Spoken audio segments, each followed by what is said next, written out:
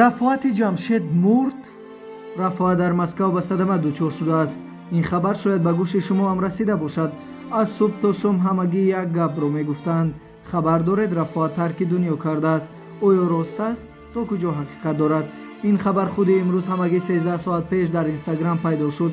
дар саҳифаи шахсии рафоати ҷамшед се хабар нашр гардид ки акси рафоат гузошта шудааст ва зери он худо раҳмат кунад навишта шудааст. бисёриҳо бар он боваранд ки ин хабар шояд дуруст набошад, зеро ҳеҷ кас наметавонад саҳифаи шахсии дигар касро истифода кунад.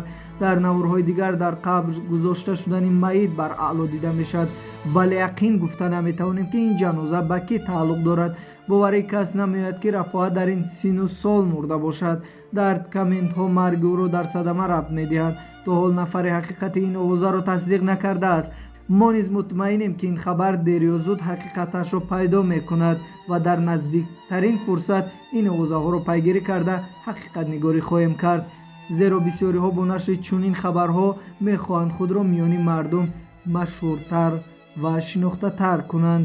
бо канали Mero Pro ҳамеша аз навигариҳои шоу бизнес бохабар бошед. подписатсия, лайк ва комментро фаромӯш насозед.